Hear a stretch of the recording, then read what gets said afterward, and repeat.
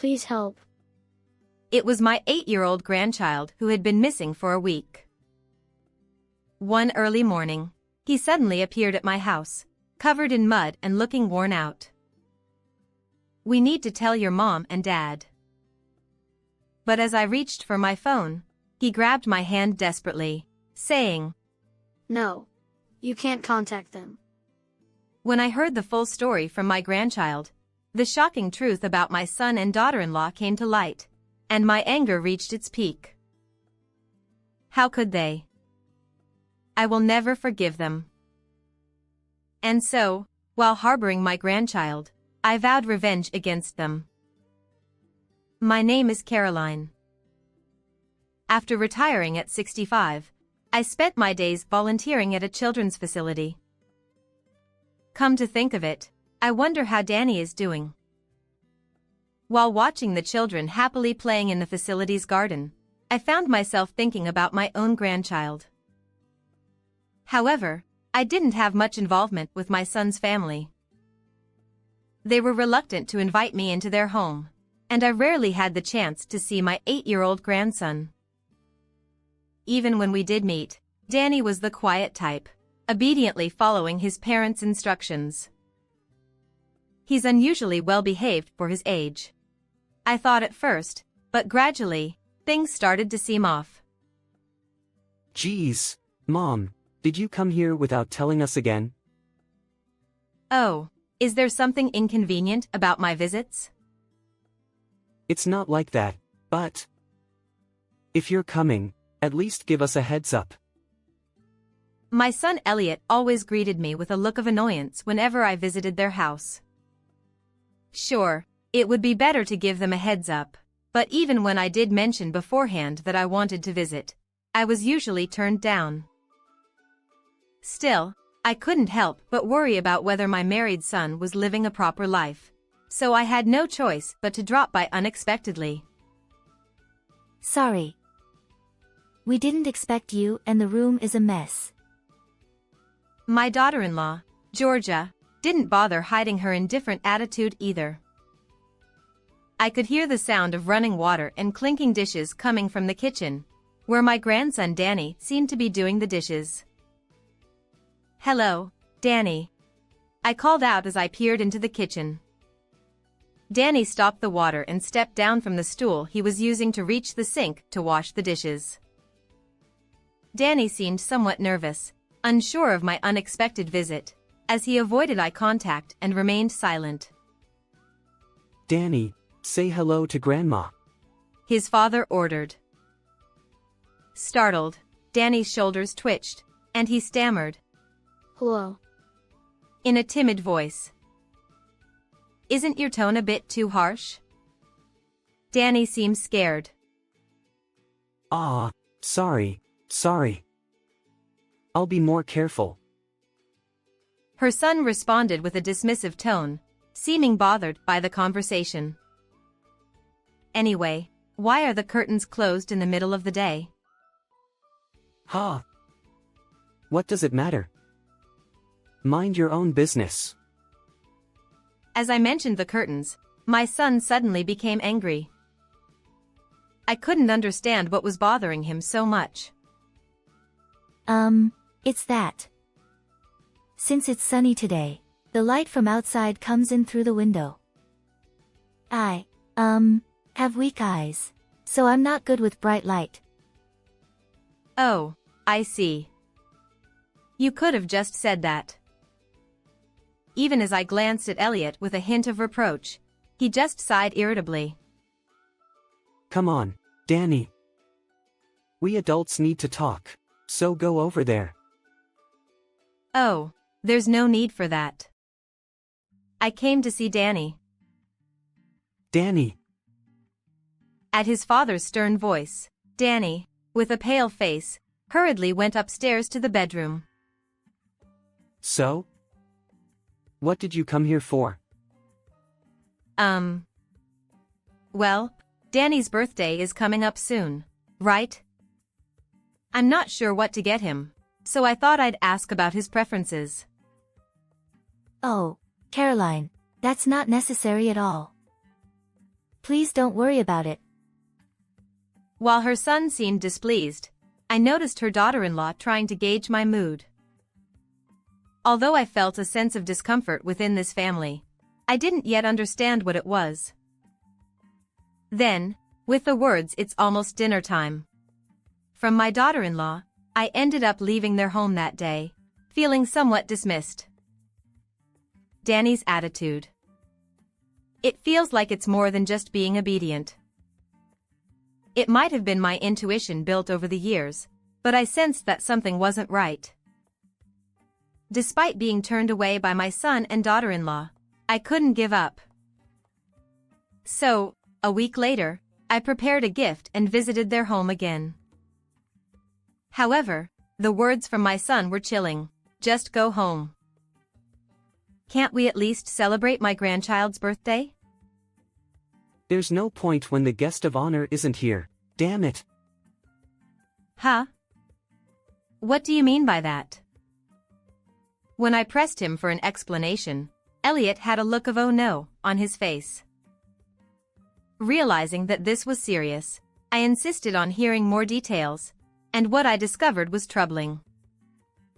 Surprisingly, Danny left a note saying, "I'm running away," and has been missing for a week. We've been making posters, distributing them around the neighborhood, and even getting the community association to circulate flyers. We've already filed a missing person report with the police.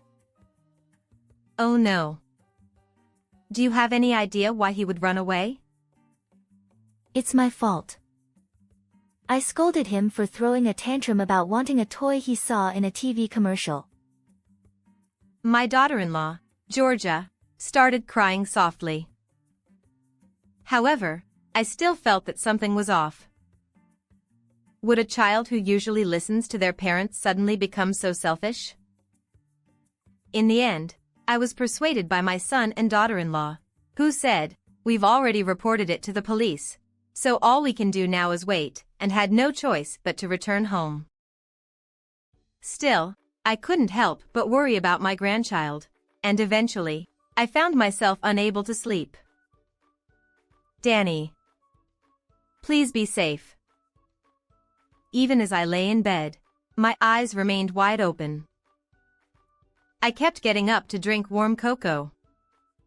Repeatedly, until gradually, the outside began to brighten with the coming dawn. Then, from outside the window came the weak voice of a child. Grandma. Grandma. Are you there? That voice. I hastily put on my sandals and rushed out into the yard, where I saw a child covered in mud and looking ragged. Without a doubt, it was my grandson, Danny. I hurried to his side, tears streaming down my cheeks, and hugged him tightly, not caring about getting dirty. Danny. Oh, I'm so glad you're alive. Grandma, please. Help me. Can you tell Grandma what happened, Danny? Convinced that something was amiss, I decided to hear Danny's side of the story. What I discovered was shocking.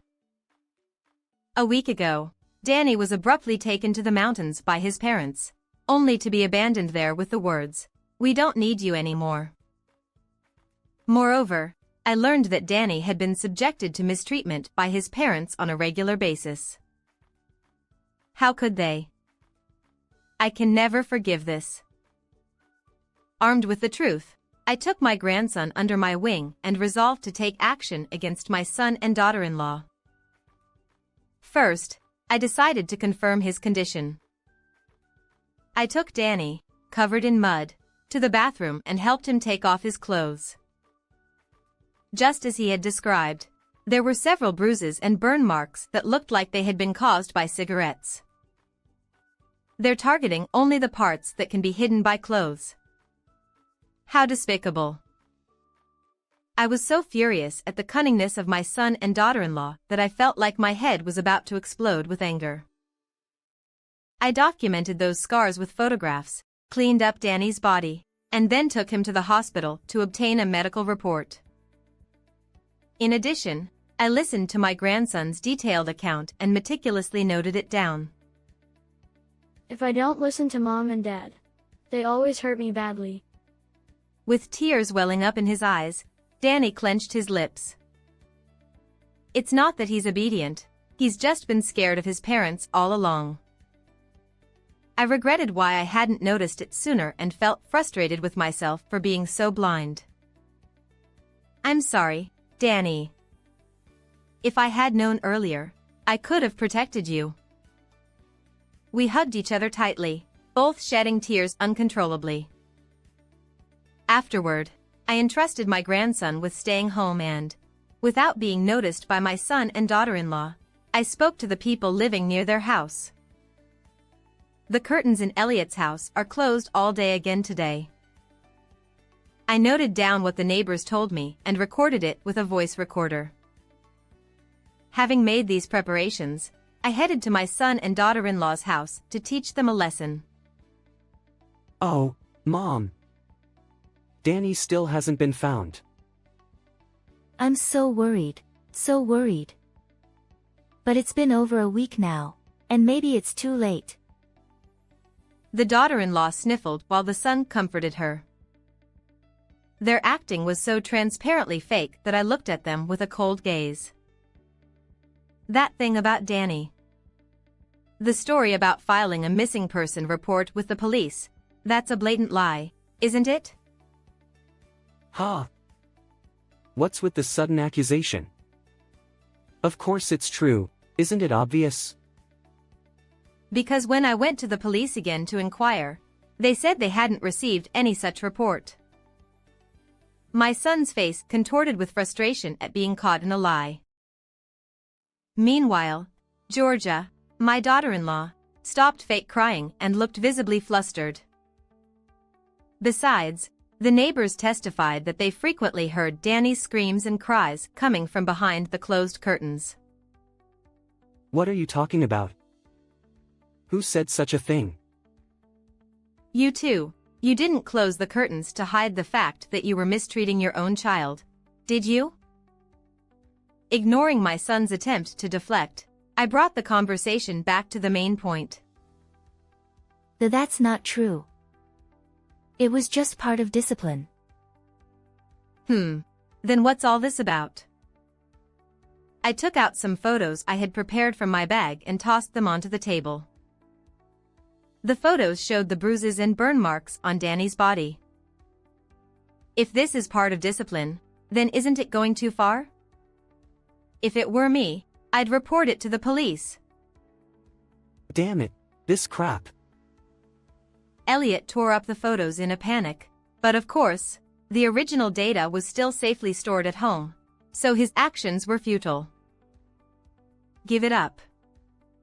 We have testimony from Danny and a doctor's diagnosis. What? Is he still alive? Oh, such harsh words for your own child. He's safe now, under protection. By the way, have you forgotten who I am? Actually, I used to be a school teacher, so I was accustomed to dealing with parents who mistreated their children. Ironically, it was my assumption that my own son would never do such a thing that led to deep regret over how Danny's mind and body had been worn down. Suddenly, my daughter-in-law, still looking down, began to chuckle. Ha ha ha. Oh dear. Busted. You really are amazing, Caroline. She abruptly dashed out to the hallway, and when I wondered what was going on, she returned with a bat from the umbrella stand in the entrance. Elliot, we have no choice but to take care of your mother. Guess so. Sorry, Mom. Just keep your mouth shut forever. To my horror, my son and daughter-in-law began to aim the bat at my head, intending to silence me forever. None of this would have happened if you hadn't mistreated Danny in the first place. Why? I never liked kids to begin with. But Georgia got pregnant, so I was stuck raising one. Kids are supposed to obey their parents, right? At least if he could have been perfect at doing household chores and been useful. But a week ago, he broke my favorite plate. So, I thought we didn't need such a kid anymore, you know. You left Danny in the mountains for something like that? The heartless words from my daughter-in-law made me doubt my ears, and at the same time, I couldn't help but feel sorry for where I went wrong in raising my son. Even if you do something like this, it's pointless. Just surrender quietly. Huh, you joking? If Mom and Danny were gone, everything would be solved. After taking care of you, we'll take Danny to the same place, so don't worry. I sensed the danger to my life, so I dashed into the hallway and headed for the front door. But just before stepping outside, my son grabbed me in a stranglehold. This is the end. Give up, Mother. Goodbye forever, mother-in-law. We'll say hello to Danny for you. My daughter-in-law raised the bat towards my head, but at that moment... That's enough. Don't move. An acquaintance from my teaching days whom I had informed beforehand arrived with the police. My son and his wife were apprehended on the spot and arrested for the crime in progress. However, as soon as they were handcuffed, they began to cry meekly. Wait. What will happen to Danny if we're gone? He'll surely cry and feel lonely. They try to appeal to pity, forgetting all they've done, but no one is buying it. Finally being liberated from parents like you, who are nothing but trouble, would only bring tears of joy, if any. My son and his wife were shoved into the police car, shouting incomprehensibly, and taken away. Afterward, they were held accountable for their mistreatment of their child and the attempted assault on my life. I believe they won't be coming out from behind bars for quite some time. On the other hand, I decided to take custody of my grandson and raise him as my own. Can I stay with Grandma forever? Of course, sweetheart. As I stroked his head and said that, he showed his first bright smile. I vowed to make Danny happy, and we continue to live happily together. Watching over Danny's growth will always be my important role.